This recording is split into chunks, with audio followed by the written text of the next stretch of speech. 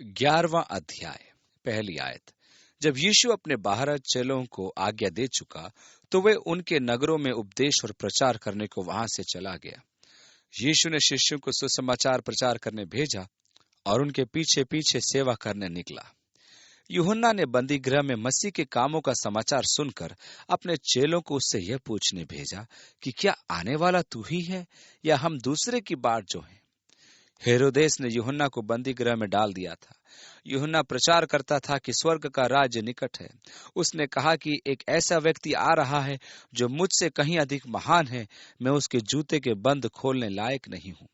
यूहन्ना ने बंदी गृह में से जानना चाहा कि क्या यीशु ही वो मसीह है जिसकी प्रतीक्षा की जा रही है। वह यीशु के पहले आगमन को समझ नहीं पाया था और वह भविष्यवाणी पर निर्भर करके परमेश्वर के राज्य की स्थापना देखना चाहता था। अब चूंकि यूहन्ना बंदी गृह से दुखी हो चुका था और चाहता था कि रोमी सरकार का तख्ता पलटा जाए, एक बड़ी आशा से अपने शिष्यों को यीशु के पास भेजकर पूछता है कि क्या वह तू ही है जो सरकार को तख्त विहीन करेगा या किसी अन्य की राह देखे। क्योंकि अब बहुत हो चुका था, हम कब तक सहन करते रहेंगे। यीशु ने उत्तर दिया कि जो कुछ तुम सुनते और देखते हो वह सब जाकर यूहन्ना से कह दो कि अंधे देखते हैं, लंगड़े चलते फिरते, कोढ़े शुद्ध किए जाते और बहरे सुनते हैं, मुर्दे जिलाए जाते हैं और कंगालों को सुसमाचार सुनाया जाता, और धन्य हैं वे जो मेरे कारण ठोकर न खाएं। यीशु ने प्रति उत्तर में केवल अपने कार्यों की ओर संकेत कर दिया। आपको ध्यान होगा कि जिस रात यीशु पकड़वाया गया वो अपने शिष्यों से कह रहा था, जिसका विवरण यूहन्ना ने अध्याय 14 में स्पष्ट रूप से दिया है। देखो, मैं पिता के पास जाता हूँ और यदि मैं जाता हूँ तो फिर से आऊंगा और तुम्हें अपने साथ ले लूंगा, जिससे कि जहां मैं हूँ वहां तुम भी रहो, और जहां मैं जाता हूँ तुम जानते हो और वहां का मार्ग भी जानते हो। इस पर थोमा ने कहा, प्रभु, हम तो ये भी नहीं जानते कि तू कहाँ जाता है, तो हम वहां का मार्ग कैसे जान पाएंगे। यीशु ने कहा, मार्ग, जीवन और सत्य मैं ही हूँ।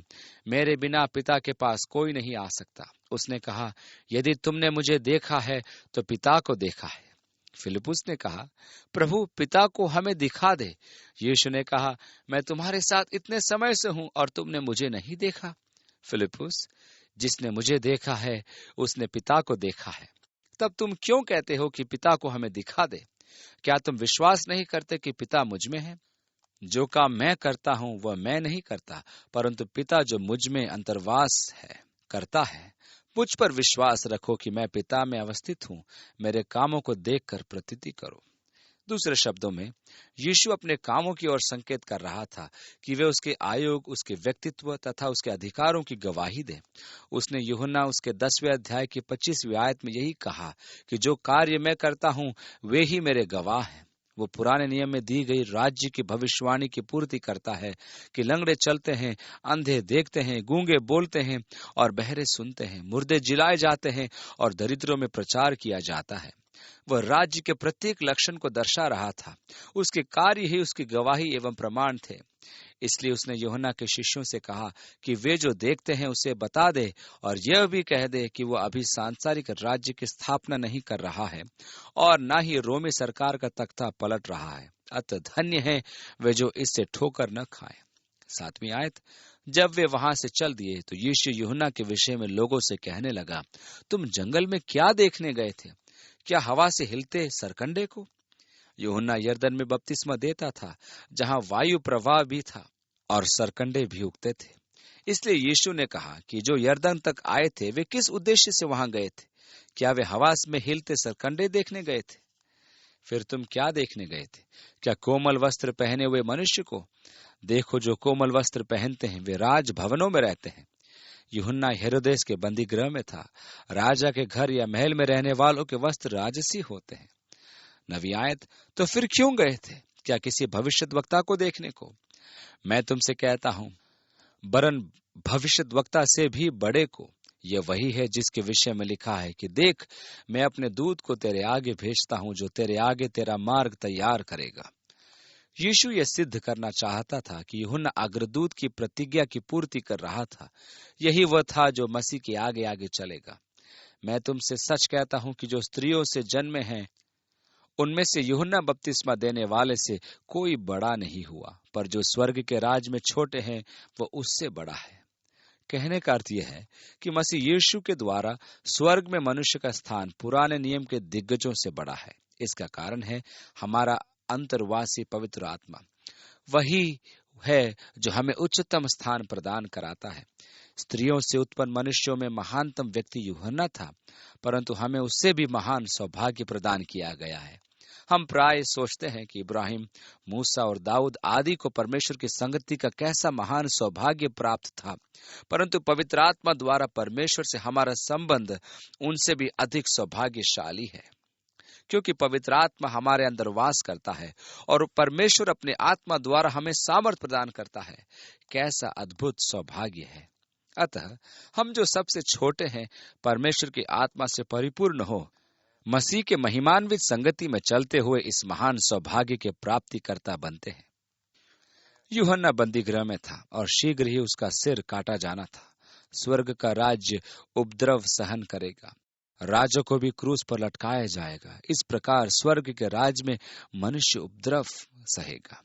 यह एक अद्भुत बात है कि यीशु के अनुसार यूहन्ना एलिया था। 17वें अध्याय में हम इस पर विस्तार पूर्वक मनन करेंगे। जब याजक जकरिया मंदिर में अपनी सेवा कर रहा था, तब जिब्राइल उसके पास आया और उससे संदेश दिया कि उसकी पत्नी गर्भवती होगी। वह बांझ तो थी, साथ में आयु में भी बहुत अधिक थी, परंतु वह पुत्र जनेगी और उसका नाम यूहन्ना रखा जाएगा। स्वर्गदूत ने कहा कि वह एलिया की सामर्थ में होगा और संतानों के मन पिताओं की ओर फेरेगा। उसने भी यही भविष्यवाणी दोहराई और यीशु ने भी यूहन्ना के लिए यही कहा कि वह वास्तव में यूहन्ना बपतिस्मा देने वाला मसीह का अग्रदूत होगा, जो एलिया की आत्मा और सामर्थ में होगा। यूहन्ना रचित सुसमाचार के अनुसार जब यूहन्ना ने अपनी सेवा आरंभ की, तब उसके अधिकार को चुनौती दी गई। उन्होंने उससे स्पष्ट पूछा, तू कौन है? क्या एलिया है? परंतु उसने इनकार किया। उनके पुनः पूछने पर उसने कहा कि वह तो निर्जन स्थान में पुकारने वाले का शब्द जो कहता है, प्रभु का मार्ग तैयार करो और उसकी सड़कें सीधी करो। यहाँ विवेचन का विषय यह है कि उससे पूर्व कि यीशु इस पृथ्वी पर अपना राज्य स्थापित करे, एलिया आएगा, जिसका प्रतीक यूहन्ना था, क्योंकि वह उसकी आत्मा और सामर्थ में था।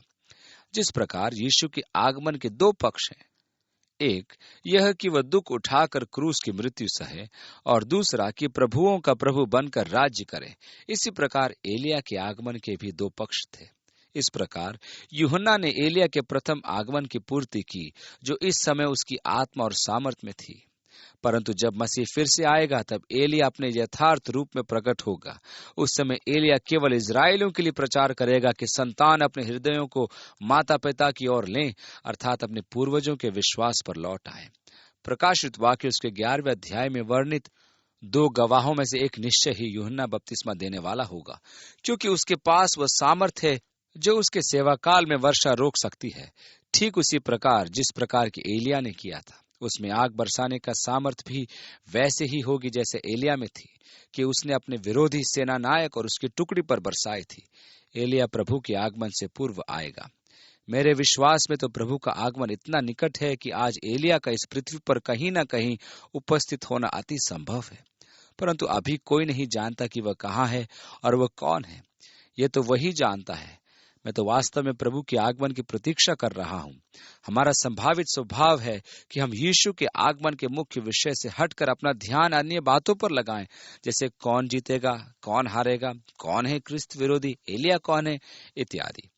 यीशु ने कहा, इसे स्वीकार करने में तुम्हें कठिनाई होगी। जिसके कान हो वह सुन ले। यदि आप स्वीकार करो और समझ पाओ और मान लो तो ये एलिया है। अतः मसीह के आगमन से पूर्व एलिया आत्मा और सामर्थ में एक बार आ गया है, परंतु मलाकी की भविष्यवाणी के अनुसार वह यीशु के फिर से आने के पूर्व दूसरी बार आएगा। वो मनोरंजन की खोज में थे। तुम्हें क्या चाहिए? तुम क्या खोजते हो?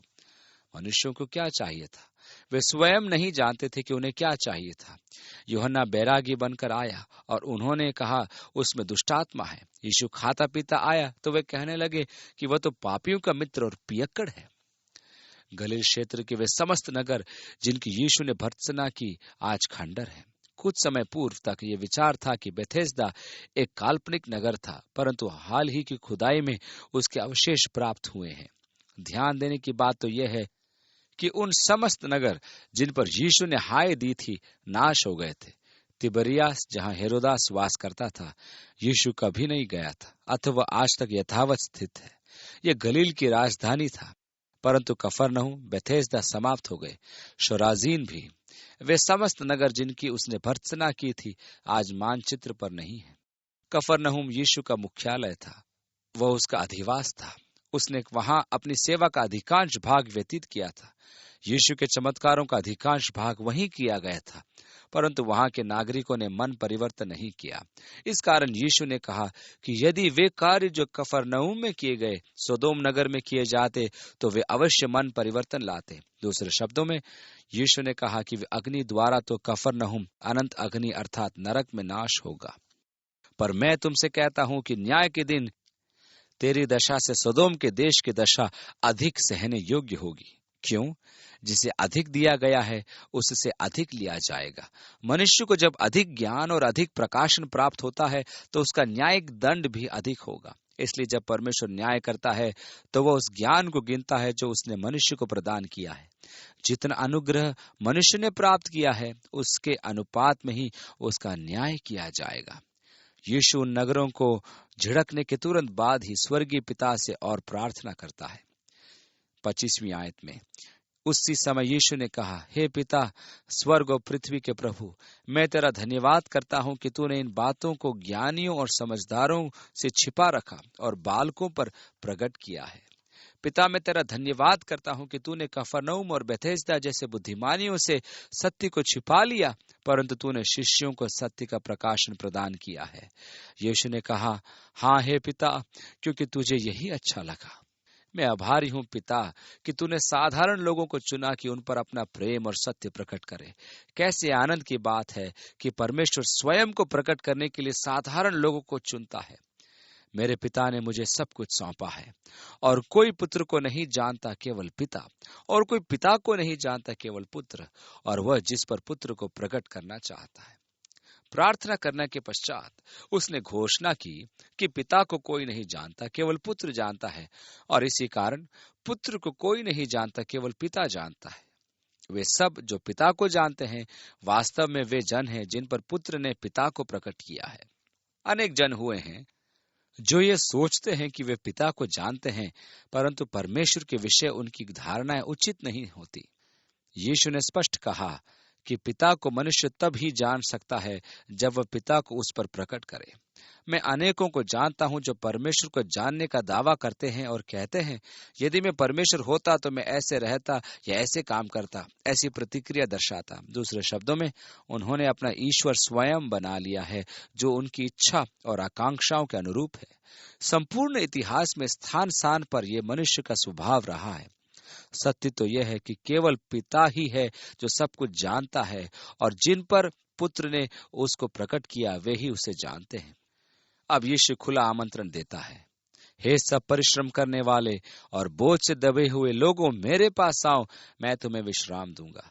यहाँ ध्यान दीजिए कि यीशु मानवीय अधीरता की तुलना ईश्वरीय धैर्य से कर रहा है। उसके कहने का अर्थ है कि वास्तविक विश्राम परमेश्वर को जानने में है। मैं तुम्हें आराम दूंगा, अर्थात मैं तुम पर पिता को प्रकट करूंगा। आमंत्रण आपको दिया गया है, और उसमें जो प्रतिज्ञा निहित है वह यह है कि वह हमें विश्राम देगा। यीशु के पास आने से आंतरिक शांति का अनुभव होता है। यह एक अति सुहाना अनुभव है। इसे मैं अनुभव कर सकता हूँ, परंतु इसका वर्णन करने के लिए मेरे पास शब्द नहीं है। अब परमेश्वर से दूर नहीं भागता, विद्रोह नहीं करता। सत्य तो यह है कि मैं अब पिता को समझने लगता हूँ, और यह भी जान लेता हूँ कि मेरी अधीरता का कारण अभक्ति था, परंतु जिस क्षण मैं मसीह यीशु के पास आ जाता हूँ तो मुझे सुहानी आंतरिक शांति प्राप्त होती जाती है, विश्राम। 29वीं आयत, मेरा जुआ अपने ऊपर उठा लो। जुआ बैल पर डाला जाता था कि वह हल चलाए। प्रभु वास्तव में यह कह रहा था कि मेरा जुआ ले लो तो मैं तुम्हें लेकर चलूंगा और अपना काम तुमसे कराऊंगा। आप में से प्रत्येक जन के लिए परमेश्वर के पास एक योजना और एक उद्देश्य है। प्रेरित पौलुस ने फिलिपियों की कलीसिया को पत्र में लिखा, उस पदार्थ को पकड़ने के लिए दौड़ा चला जाता हूं जिसके लिए मसीह यीशु ने मुझे पकड़ा था। मसीह यीशु ने आप में से हर एक को पकड़ रखा है। जब उसने आपको पकड़ा है तो किसी विशेष उद्देश्य एवं योजना के निमित्त ही पकड़ा है, और निश्चय ही वह उद्देश्य एवं योजना आपके जीवन से संबंधित है। हर व्यक्ति के जीवन से मसीह की कोई न कोई योजना है। अधिक मितव्ययी है वो अपव्ययी, जैसे भी आप हैं, आपके लिए परमेश्वर के पास एक योजना है। पौलुस ने इस तथ्य को पहचान कर सेवा के लगभग 30 वर्षों बाद कहा, उस पदार्थ को पकड़ने के लिए दौड़ा चला जाता हूं जिसके लिए मसीह यीशु ने मुझे पकड़ा था। उसका कार्य अभी पूरा नहीं हुआ था। वो उसे निशाने की और प्रतिफल हेतु दौड़ा चला जा रहा था। जो परमेश्वर का सर्वोत्तम आह्वान था, वह दौड़ा ही चला जा रहा था। यीशु ने कहा, मेरा जुआ अपने ऊपर ले लो, क्योंकि मुझे तुमसे विशेष प्रयोजन है। मुझे अपने लगाम पकड़वा दो और मैं तुम्हें अपनी योजनाओं और उद्देश्यों में तुम्हें लेकर चलना चाहता हूँ। यीशु ने तीसरी बात जो कही वह यह थी, और मुझसे सीखो। अब आवश्यक यह है कि तुम पिता को जानो, और ये तब ही संभव है जब मैं पिता को तुम पर प्रकट करूं। जब तुम मुझसे सीखोगे तब ही तुम पिता को जानोगे, क्योंकि जिसने मुझे देखा है उसने पिता को देखा है। इसलिए मुझसे सीखो कि पिता के सत्य को जान लो। इस प्रकार प्रभु आपको परमेश्वर के स्वभाव के सत्य को दर्शाएगा, और जब आप परमेश्वर के सत्य को जान लेंगे तो यह भी जान लेंगे कि वह प्रेमी, दयालु और आपकी बहुत चिंता करने वाला परमेश्वर है। वह आपकी इतनी अधिक चिंता करता है कि आप सोच भी नहीं सकते। वह आपके जीवन के विषय प्रतिपल चिंतित रहता है। यीशु ने इसी कारण कहा कि हम उससे सीखें, जिससे कि हमें पिता के बारे में समझ प्राप्त हो, और इस प्रकार हमें पिता का वास्तविक दर्शन प्राप्त हो जाए। तब यीशु ने यह भी कहा, क्योंकि मेरा जुआ सहज और मेरा बोझ हल्का है। अनेक मनुष्यों को मैंने कहते सुना है, क्या बताऊं, मेरे ऊपर कैसा बोझ है, इस समय नहीं जानता कि मैं उसे उठा पाऊंगा या नहीं। यह तो यीशु के कथन के सर्वथा विपरीत है। इसका अर्थ तो यह हुआ कि यह जुआ यीशु का नहीं है, यह किसी और का है। हम निश्चय ही किसी उलझन में फंस गए हैं। मुझे कभी कभी ऐसा प्रतीत होता है कि मैंने अनेक ऐसे बोझ उठा रखे हैं जो परमेश्वर ने मुझ पर नहीं डाले। कभी कभी हम ऐसे समझौता कर लेते हैं जिनके बारे में हमें बाद में पछताना पड़ता है। ऐसी स्थिति में हम यह नहीं कह सकते कि यह प्रभु का जुआ है, चाहे वो सुसमाचार का ही कार्य क्यों न हो। यदि वास्तव में यह प्रभु का जुआ है तो वह शक्ति और सामर्थ प्रदान करता है और मुझे महान सफलता प्राप्त होती है। यदि मैं वह जुआ उठा लूं जो प्रभु का नहीं, तो मैं गंभीर समस्या में फंस जाता हूं और मुझे आपकी प्रार्थना की आवश्यकता होती है। ध्यान रखें कि प्रभु ने कहा, मेरा जुआ सहज और मेरा बोझ हल्का है। सब कुछ ठीक है, परंतु उसका जुआ क्या है? हर एक मनुष्य पर बोझ है। हमारा बोझ हमारी लालसाएं हैं जो हमारे जीवन को नियंत्रित करती है। यीशु ने कहा, मेरा बोझ हल्का है, परंतु वह बोझ है क्या? यीशु के जीवन का उद्देश्य क्या था? उसके जीवन का प्रमुख लक्ष्य क्या था? उसने 12 वर्ष की आयु में ही यह स्पष्ट कर दिया था कि उसके जीवन का प्रमुख उद्देश्य एवं लक्ष्य क्या था। उसने अपनी माता से कहा था, क्या नहीं जानते थे कि मुझे अपने पिता के भवन में होना अवश्य है? जब हम कहते हैं मुझे करना है या मुझे वास्तव में करना है, तो वो व्यर्थ है।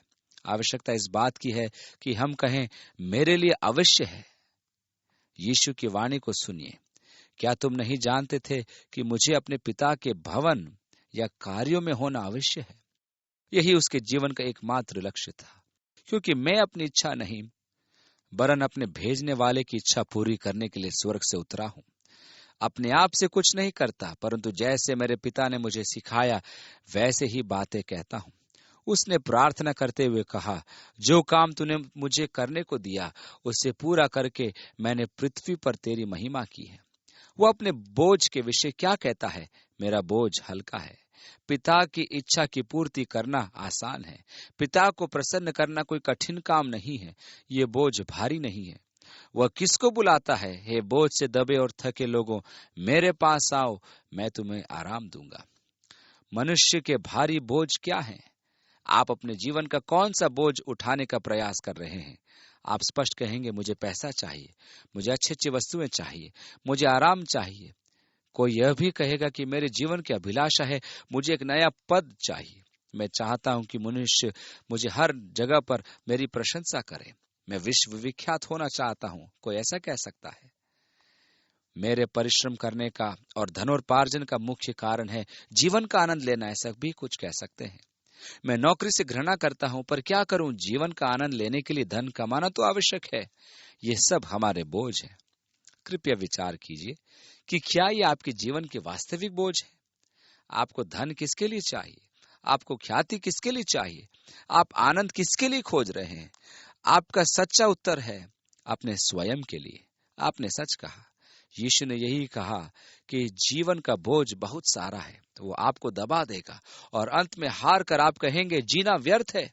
चूंकि आप संतुष्ट नहीं हो पाएंगे, आप पागल हो जाएंगे। ये जुआ बहुत कठिन है और बोझ बहुत भारी।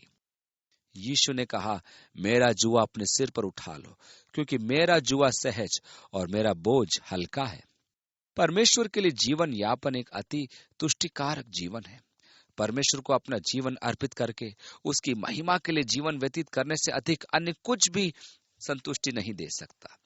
यीशु ने अध्याय 10 में कहा, जो अपने जीवन को बचाएगा वह उसे खोएगा, और जो मेरे लिए प्राण देगा वह जीवन पाएगा। मेरा जुआ सहज है और मेरा बोझ हल्का है। मेरा जुआ पिता के लिए जीवन व्यतीत करना और उसे प्रसन्न करना मात्र है।